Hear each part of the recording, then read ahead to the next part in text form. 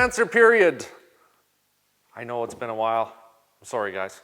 I've been really busy trying to rack things together here. Believe it or not, I've done a lot in the shop. Looks pretty good right now. I'm not going to show you. Okay, it doesn't look that great. It looks better. It's getting there, getting a little better. But I'm going to answer some of your questions. I get a lot of them. I'm not going to be able to go back too far. And no, I don't have an iPad to arrange all these questions on. I don't have time, guys. But here goes. Because somebody said that, you know, why don't you arrange all your questions really nicely, then you don't have to look at your thing every time you want to. I agree. That is a great idea. But no time. Traction, Racer MX, tire, Rat Sleds. Ooh, you gotta love Rat Sleds. Go on Do Talk, check him out. He's usually in the vintage section. He's got all kinds of lands and he's got a little forum going himself. It's pretty cool. Easy Brother, Just Like Cake. Wicked video. Putting the tires on that quad of Simon's, blowing them up real good. J. Warren Miller. Hey PowerModz, I just saw your video on the Warren 8274 winch. The best winch ever made, by the way. If you can get one of those winches for your truck, trust me, you'll want to use it. I know how these winches have been in use since 1974. How well do these winches work for the old 73 to 87 Chevy truck and K5 Blazers? They're rated at only 8,000 pounds pulling. I just wanted to know your opinion. Well, I'm going to let you know a little secret here.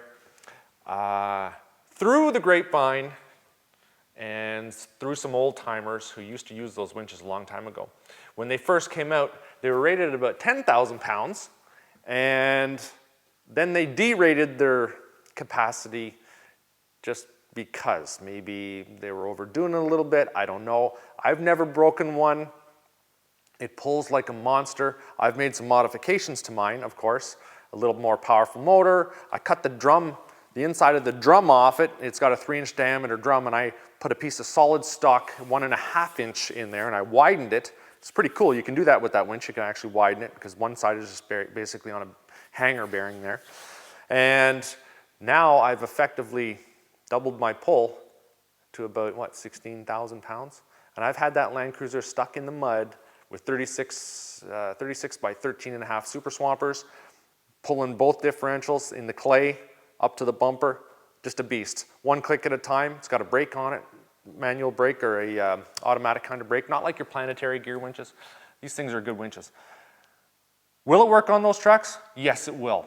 You'll want to make sure that you really mount it to the frame well because, oh, it's an 73 to 87, so yeah, it'll do it no problem. It won't pull the winch off the bumper unless you don't hook it up right.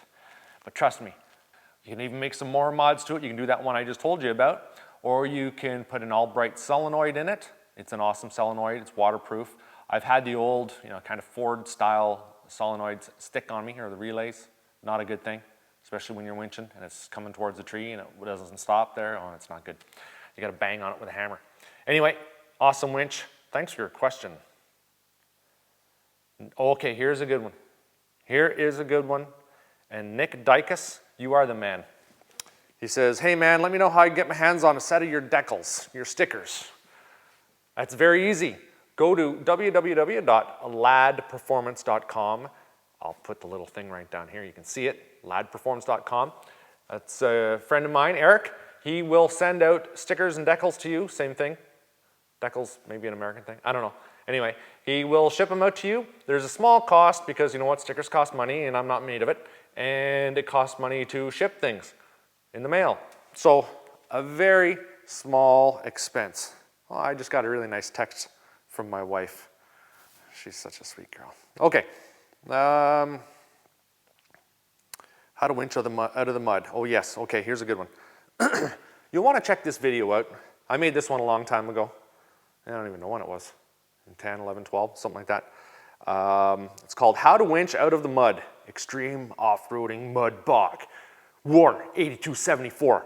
Okay, you want to go in there. I got stuck really bad. I just made the mods to that winch that we talked about earlier, and I wanted to see how it worked. So I took it, I got stuck really bad, and my rope was too short. So I had to call my mom, you know, what, 40-some years old. Hey, yeah, Mom, I'm stuck in the mud. Can you bring me an extra length of chain? You know, kind of like when I was maybe 16. Hey mom, stuck in the mud, can you get me some chains? Yeah, didn't change, hasn't changed. I've never grown up. That's just the way it is. So he says, driving slower is more effective. And you are right. You are right. But see, here's the thing. And you can go and you can look at the comments. You can look at the comments in that video. And they're going to say the same thing. A whole bunch of guys. You're spinning the tires too much, blah, blah, blah. And I get a lot of comments like that in the videos. I do it on purpose. Okay, number one, I like to really get stuck. I like to really jam it in there. And I wanted to see how that winch performed. Like, I mean, I hammered down, mud flying everywhere, and I made it worse on it. And that was my intention. That video wasn't a how-to video of how to get out. It was just a video on how well my winch worked. So that's right, definitely slow turning wheels. It'll have a tendency to bring you up over top. Clay's a little different. Sometimes, you know what, you gotta just hammer a little bit, knock the clay out of there. Anyway, every kind of situation is different, but generally tearing the place up doesn't always work. Okay, could you please long track the phaser? That wicked KX dude. No, don't have a phaser. Jamie's got wrecked. Can't long track it. I'd like to, but it's not gonna happen, boys. Did I just hear you say that you were going to put that in the Land Cruiser? The engine from Sitting Low 420. What does 420 mean? Okay, so the jet engine, yes, it is going in the Land Cruiser. All you Land Cruiser enthusiasts, and there are a lot of them out there, they love that truck. If you know anything about a Land Cruiser, then you know your trucks. Okay, super good. You know me, I like to get the good stuff. That truck is a good one. I don't have to tear the truck apart. I don't have to mess it up. I'm not gonna mess that truck up. The way that we have the cradle set up, literally just goes on the back deck, bolts on, that's it. It's palletized, I can pull it back off, put it somewhere else, do whatever I want. Put it in the sled, put it on my fat cat, put it on the wife's car, put it on my house, my dog, whatever. I can do any of that. Don't worry about the Land Cruiser. I'm not wrecking that truck. It's too good. PowerModz products in the house. Ross Robbins. When will the winner be announced for the handguards? Probably the video just before this one. Check it out. Some guy found, Carl, found a bunch of Elans, thought might be interested. I can't buy any Elans right now. I can't buy anything, I'm broke. I've gone well over budget this year, and don't tell my wife that. Thankfully, she doesn't watch all my videos. Polaris RZR versus Yamaha RX-1 versus Skidoo Rev, full video PowerModz. This is from Travis Proto. I'm soon to be in the ownership of an RX-1. It currently runs, but is hard to start, says the current owner. I noticed you guys under the hood before attempting start. Is there something special, you guys? Well, you know what? They're a carb machine. Probably your carbs are a little gunked up. This one here, somebody's messed around with them. Unless you can really take a sled out and give it a good old run, just to see what it's like, you're not really gonna know what you get. You don't know what the guy's done before you got it. Now, this sled, the RX-1 that I got, is pretty nice. Admittedly, it's a cool sled, but he's made some changes to the carbs, and it's not running right. So I gotta go in, I gotta fix up the carbs, I gotta see what's going on. It's running rich, not starting very well, but generally speaking, if you have just bought a sled, Travis, and it doesn't start well, the first place I jump on is the carbs. Now there's a lot of them there. There's 4 carbs all the way across, and it's a big rack like that. If you're not comfortable with that, it's not like you're dealing with a twin or a single. If you're not comfortable with that and synchronizing the carbs and all that, bring it to a Yamaha dealership, somebody who knows what they're doing, have them clean up the carbs, and set that baby up. That is a motor that you do not want to blow. It is basically a car engine, and if you blow it, your sled's junk, because unless you can find a motor really cheap, which is hard to do, you're going to be in big trouble. My recommendation is, if it doesn't run well, get somebody who knows what they're doing to look at the carbs. I'm ordering the nitrous kit for the RX-1/VK540 today. Okay, from Floyd Lefebvre.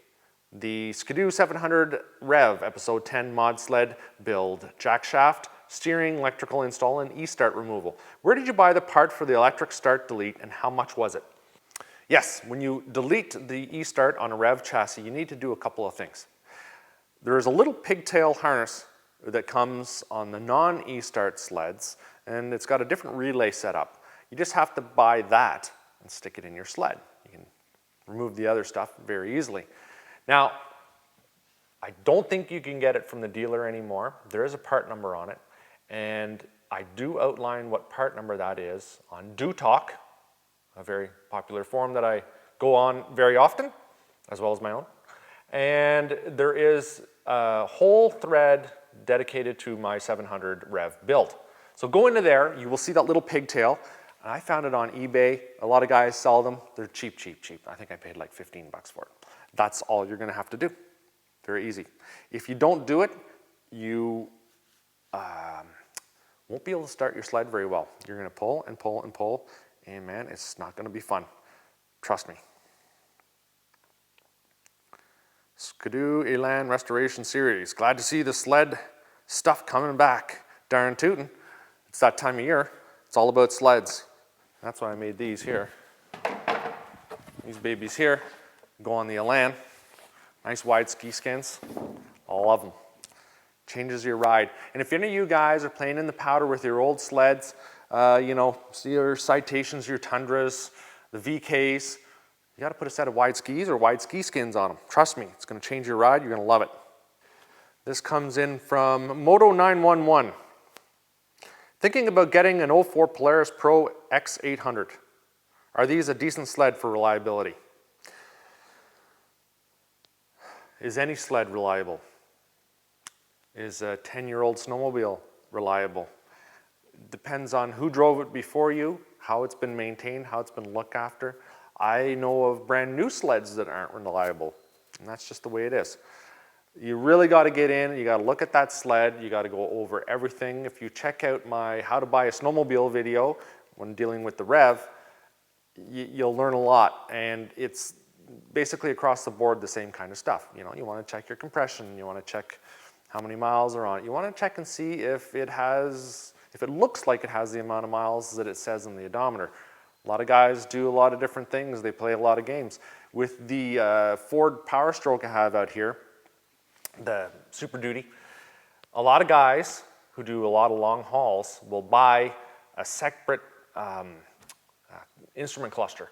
They'll put it in the truck, and they'll wrap it up to 1,000,000 miles on it, and then they'll take the original one and put it back in, and it'll say it'll have about 40,000 miles, and they'll clean up the truck and they'll sell it. There's a lot of tricks out there, boys. So I really can't say if that 800 is decent or reliable, because if I said it was reliable and you went and got it and you went down the trail 5 minutes and it broke, then where's Louis at, right? In 04, probably a pretty darn reliable sled.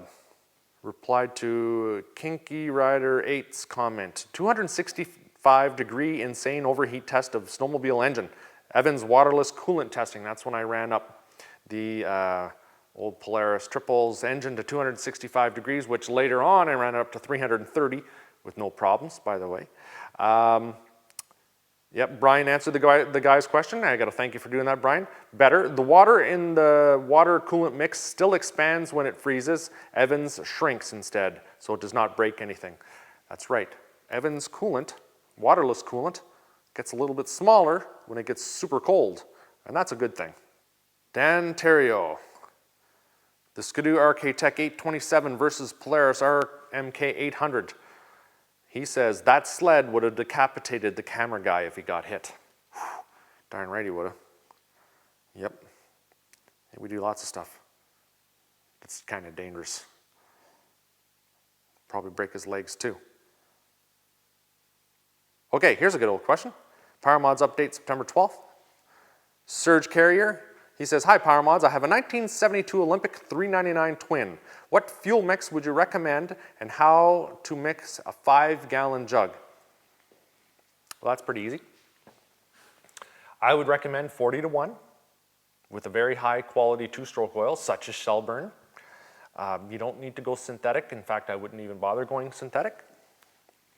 I would use low test kind of fuel. It doesn't need a high test fuel. You can use low test like an 89, 87, 89 with a fuel stabilizer. You got to make sure you run a stabilizer in it. that has an ethanol neutralizer, like Shelburn's neutralizer, and like basically a stabilizer. Okay, so you'll want to use that. And how do you mix a 5-gallon jug? Okay, Google. Fuel mixing ratios. So this is what I do. Because we have so many cans that are so many different sizes, it's pretty easy to figure out if you have a 20-liter can. If it's a 20-liter can, that's 500 milliliters of oil that needs to go into it. If you think about it, if you have 40 liters, it's 40 to 1, 40 parts gas, 1 part oil. It'd be 40 liters of gas, 1 liter of oil, right? So 20 liters, which is most of the sizes of cans here in Canada now, 20 liters would take 500 milliliters. If you are running, and this is a good little chart I go to, this is the Rideau Canal Water Heritage site. I don't know, whenever I type in the search in Google, which is fuel mixture ratios, they have a complete list of pretty much every ratio you could think about. 16 to 1, 24 to 1, 32 to 1, 50 to 1, 40 to 1, with 5, 10, 15, 20, and 25 liters. Now, if you're dealing with a 25-liter can, which is pretty much 5 gallons, you will be looking at 40 to 1, 625 milliliters of oil. All right, Serge, I suspect you're from Canada because of your name. I shouldn't always assume, but I suspect you're from Canada and you can understand milliliters. And most of your cans in the States now should have liters and gallons as well. So there you go. They also have US gallons, imperial gallons, and metric. So it works out great. Check out that site. Easy peasy. Thanks for that question. Pretty good.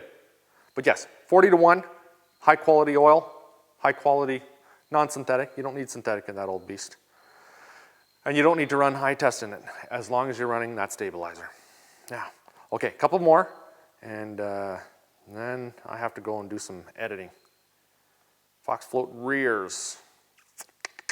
When are you going to do the enticer? I get asked questions about that a lot. The enticer is coming. I'm working on it. Trying to. Things are busy. I still have to work, right? Like I worked all night last night, 24-hour shift. So things are coming, but that's the way it is. Guillaume.